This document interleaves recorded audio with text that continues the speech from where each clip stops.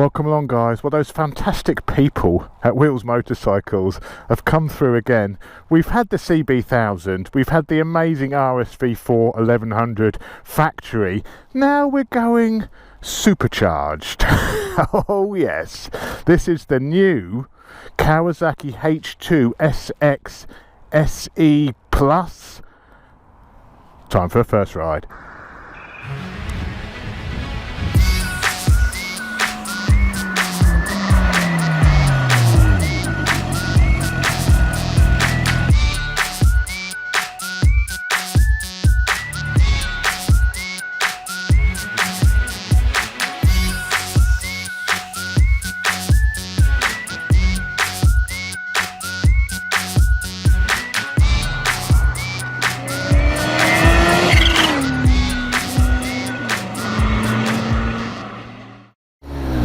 This bike only has 20 miles on the clock. It's absolutely brand new.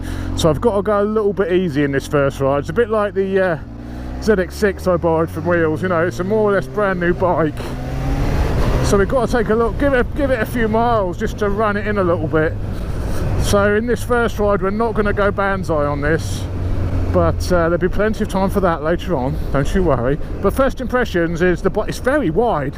So very wide between your legs. My legs are splayed out quite a lot. I haven't ridden a bike this wide for quite some time, and there's a lot of bike in front of you. 200 horsepower, 147 newton meters of torque. 147 newton meters of torque. So this bike has some massively impressive figures. Not just the torque, not just the power, but it's also quite heavy. With it being a sports tourer, or a hyper tourer, I guess you could call it, it's quite weighty. So it weighs about 256 kilos, if I remember correctly. So it's not light, it's actually 20 or so kilos heavier than the full H2. But I mean, it's been designed to put panniers on the back. You know, you've got ability to connect panniers to this, so all of the rear subframe's different. There's a lot of different changes to it.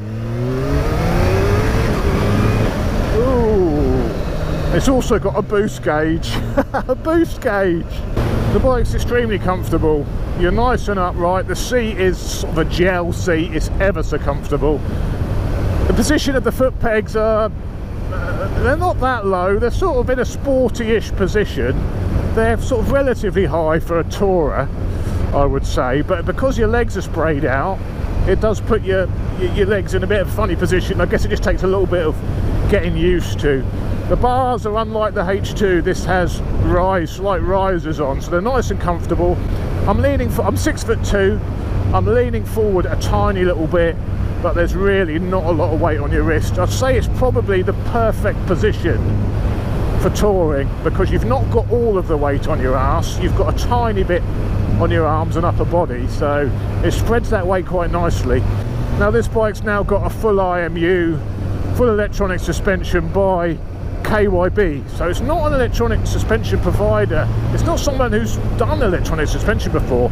It's the same system, which of course was on the ZX10 SE, so it's been refined from the SE version, because obviously that's a sports bike. Let's give it a little gentle push through these corners. Got brand new tyres on, so got to be a bit careful. It's a big bike.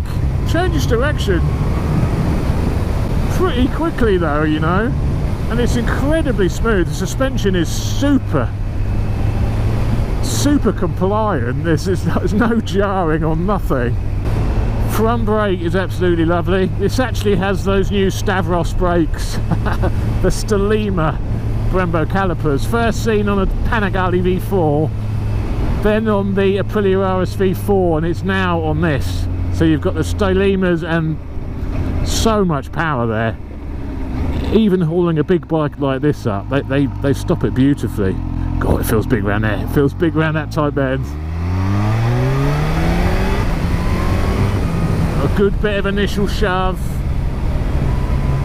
It lays down in the corners nicely. In these sorts of smooth twists, I'm a little bit wary of the tyres. thought I would lay it right down, but I've got to slowly bed the tyres in. Well, the actual bike feels like it will handle this easily. So you could come away, go to the Black Forest, tour down to the Black Forest, and I think still have a lot of fun in those twisties once you get there. Tight bit of road this, and it's really no problem for this. I think one of my slight criticisms, I think, is it's so stable, so effortless,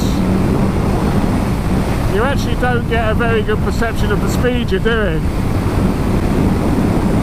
You actually think you're going slower than you are.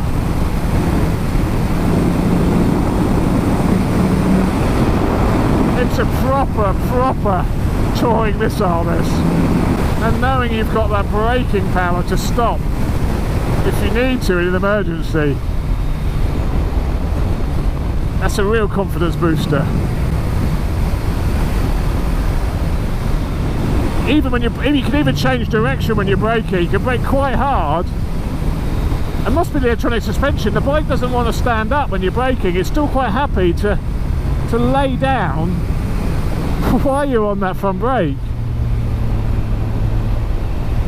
That could be just one of the magical benefits of this electronic suspension, where it, you know, adjusts the preload front to back, increases the preload when you're on the brakes to stop it diving so much.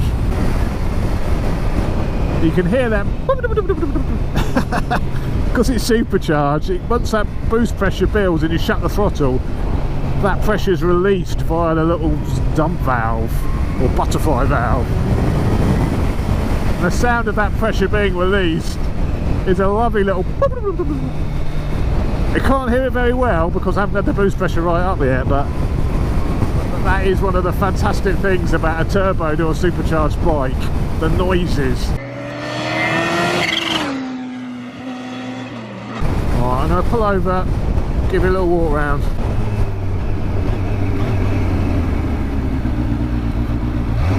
Let's go in the pub, give you a walk round of the bike. The White Horse. So there it is. It's certainly a fine looking machine. You can see a lot of styling cues from the real H2. The fairing is a very similar design to the real H2. I mean, the front end is almost identical. It looks great. I mean, it's certainly got road presence, hasn't it? It's absolutely huge. Supercharger. It's also got a centre stand for practicality, which is obviously probably one of the reasons it's a bit heavier than a normal H2 as well. Single-sided swinging arm, the exact same wheels that the H2 has, exactly the same. The back light and the whole back of the bike is different to the H2 because obviously you can take a pillion on this. There's no pillion on the real H2, so you've got all of your pannier fixing, debris. It's also got lean angle cornering lights, so as the bike corners, it's like the GT, Super GT. These lights come on to shine in the road where the bike's tipped up, where the lights are coming off of the road. I'll try and take it out in the dark and see if I can show you that working. For a tourer, they don't come much better looking than this. I know the H2 looks always, some people hate the look of it, think it's ugly. I think it's incredibly cool looking. It's mean, it's not beautiful, it's mean, angry, and got a real presence, and I love it. Look at that. Now that, see that in your mirror, you know it means business. Love it. Before we go, let me just show you the dash. Oh yeah, so I love it.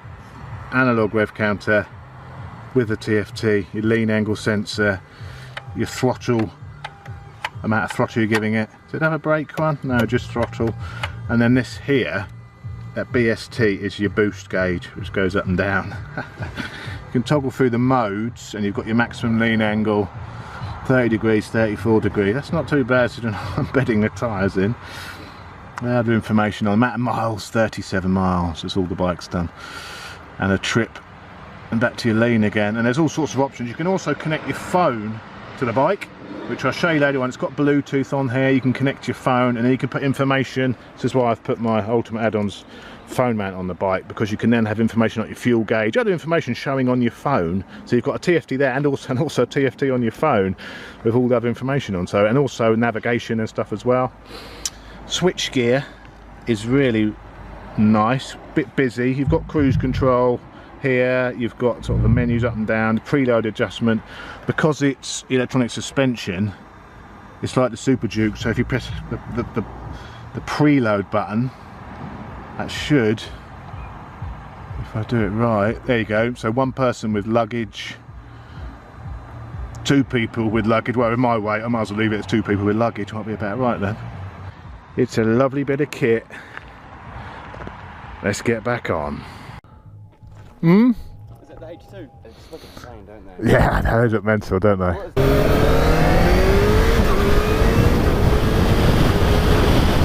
Oh. Effortlessly quick, absolutely effortless. I think this is going to be a bike a bit like the RSV4, could get you into a lot of trouble without you even realising you're in trouble.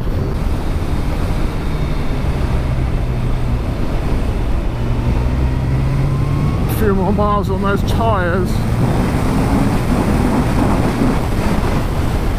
Oh, the brakes are amazing. Really gives you confidence to push on.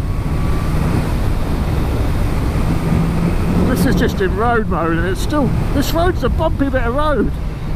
That suspension is just dealing with it.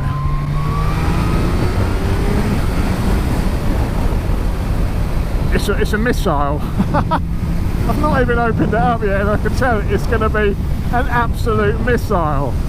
What's my maximum lean angle now? After that, ooh, still 30 degrees, 34 degrees to the left, 30 degrees to the right. Got a bit more work to do. Let's see if we can get that to 40 by the time I give it back. Manoeuvring it round, it's heavy. It's a bit of a prospect, but you get a little bit nervous when you have to go slow and manoeuvre it. I guess it's fine once you're used to that weight, but it's a little bit nerve-wracking trying to just manoeuvre around a little tight bits like that, especially on gravel. So this is now sport. You can feel that throttle. It's a bit more aggressive. The suspension is tightened up. It's a bit more bouncy, a bit harsher. Let's put it around this little bumpy section of road here. See how it feels. He loves it. It's a little bit snatchy in the sport mode. A bit aggressive on and off the throttle. Mountains of power, absolute mountains. Those brakes are just so good. Yeah, very composed. I think the standout features for me so far are the brakes and that suspension. Absolutely incredible. That's what's standing out to me as being exceptional at the moment. On the motorway, 80 miles an hour, to coin a phrase, I'm in a bubble of calm. It's absolutely lovely. I've got, it's just so still, the air here. The screen isn't particularly high. I guess you could get a double screen and have it even higher, but the wind is hitting my helmet. Well, the wind's up here somewhere actually. It's miles away. I think because of that nose is so pointed and so long, it's actually diverting that air over my head very well indeed. Yeah, it'll make an absolute superb autobahn blaster, as you would imagine. I mean, a lot of this bike is designed for this, isn't it? The open road, just to sit at high speed, and I can tell it would do that extremely well. I love that. Oh, I love a supercharger. Why hasn't every bike got a supercharger? So all of this loveliness, how much is that going to cost you? That is the bugbear This is an expensive bit of kit. This bike costs £21,500 in this spec. With this electronic suspension, the new revision's £21,500. It's a pricey bike. It's the same price as the RSV4 RF. You could argue, you know, you get a lot more for your money with this. It's not just a pocket rocket. You can tour on this. It seems like it's pretty capable around the twisties. I actually did a track day a couple of months ago, or 6 weeks ago, on the GSXR, and there was a guy here on the track day with one of these, not this model but last year's model, and he was hustling that bike around. Even on track he was going quick. It must have been quite hard work, but I was really impressed with the track prowess of this bike. So I know it does handle. In the right hand this can still handle. So I'm going to be interested to get those next ride. Those tyres will be fully bedded in. We'll have done a heat cycle through them. I can lay it down, we can go through the twisties, and we can see what it's actually like to be used as a proper sports tourer. Well, there we go guys, first ride done. I'm impressed with it. It's an incredible bit of kit. I'll let you know how I get on with it. I'll bring you a couple more videos on this. I'll bring you a test going for a bit of a tour, a bit of a trip down to Weymouth, you know, for the day, on some faster roads, some tighter roads, some twisty roads, see what it's like. We'll also go out and do my sort of final sum up of the bike once I've been on it for a couple of weeks, to let you know what I think of it. What's it like to live with? Well, there we go. Massive thanks to channel sponsor Wheels Motorcycles for delivering me down another bike to ride. This one's a bit special. It's another pricey, expensive bike they've trusted me with, so really appreciative. If you're thinking of a H2, Wheels are actually a Kawasaki supercharged centre, so they do all of the full fat H2s, the H2Rs, and also of course the H2SXs like this. If you want to ride this bike, it should be back with them probably by the time you see this video. So go down, give them a ring, book a test ride and see what you think to this bike. But from a first ride I've been very impressed. I will catch you next time on the big old H2. See you later guys. This is power level 1, which is full power.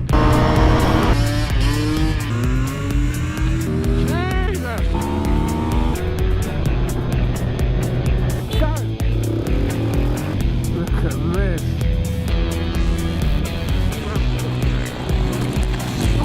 It's that one. Check it, man. This thing is absolutely bonkers.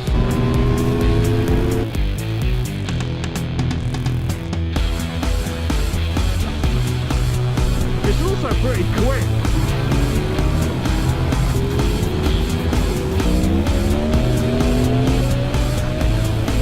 Yeah, right. Never mind getting beat up. Give me this any day of the week.